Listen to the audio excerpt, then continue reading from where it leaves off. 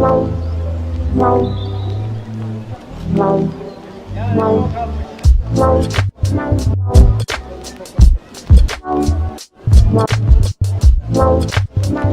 back to my channel, everyone, for a brand new review. And about a week ago, I think, I saw the brand new John Wick film, Ballerina. This one was a very interesting film. I thought it definitely works within the John Wick universe, and she definitely is pretty much trying almost that new, just opposite to John Wick, almost. But there's this film supposedly being a bridger between chapter 3 and chapter 4, just being that in-between film, interquel, will pretty much is what it's called. I don't think it did well as an interquel, because chapter 3, I did think they tried to set up the ballerina with the Rooney character that was on stage already there, but no, I guess Eve and Rooney were at the same location, same time, so having also Ana de Armas, a more well-known actress to play the role, I guess, played into that. And there's some good parts where they did try to intervene chapter 3 of John Wick with Ballerina to make it really flow and just be there.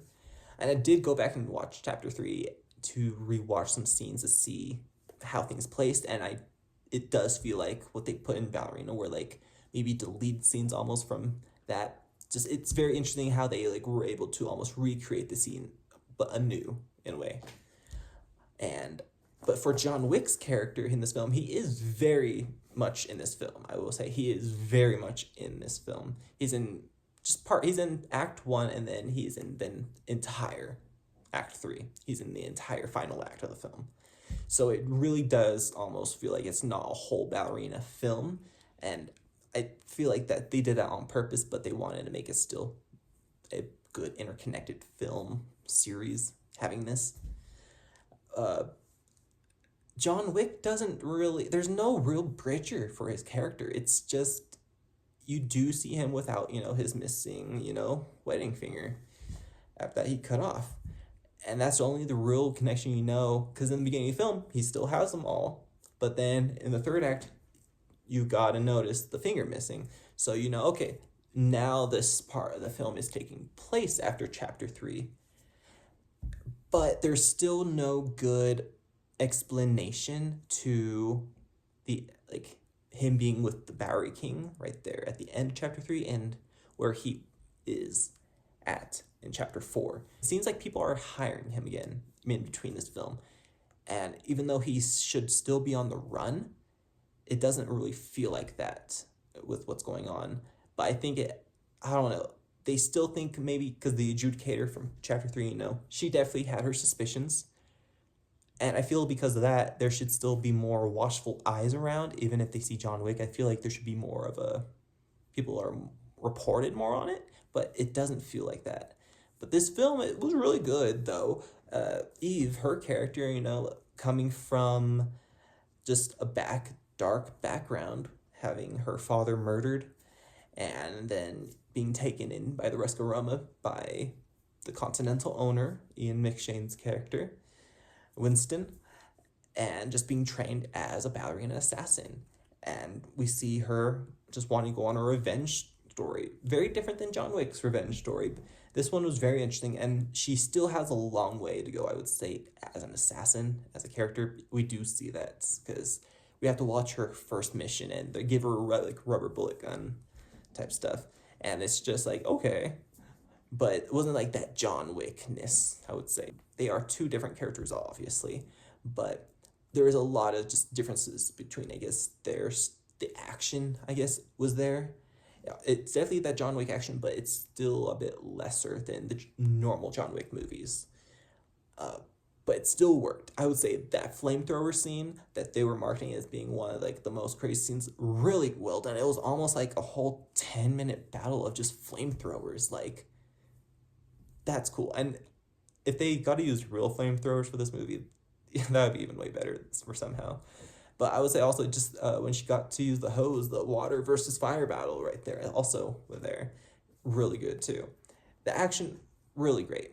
But I think the story could have done It could have been maybe a little longer to add some stuff in, especially with how long chapter 4 got to be. And chapter 3 is a little bit longer than Ballerina, just by a couple minutes.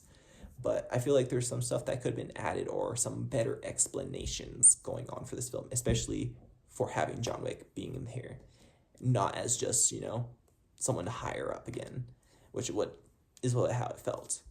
But this film still, it does work as a new John Wick film. I still haven't seen The Continental to see how that works also within the John Wick universe. But for this one being a movie that they decided to make that isn't a full John Wick film, it does its job, especially within it being a crazy action film for this summer. It came out in May, but still a bit of a more summer film. But I hope when and if they decide to bring back this Eve character because of how the film ends with her pretty much being number 3 on the bounty board, which is crazy.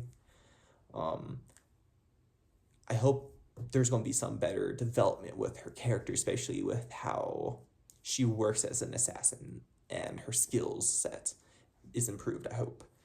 And I don't know if they really need to include John Wick in whatever next project, if they want to bring John Wick back because of how chapter 4 ends.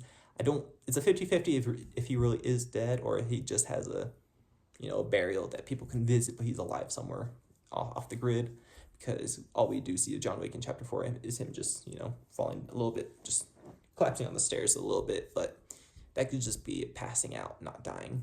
Exactly. We don't know full on, especially with Hollywood. They're trying to bring people back. But whatever they do with John Wick next, I don't think they need to have him in the spin-off projects anymore. I don't really think. Just this one and done. And I say, he really didn't contribute too much to the story, just being, a presence, honestly. But he is there full on. It's just, compared to his role in his main films, it was definitely more of a toned down John Wick.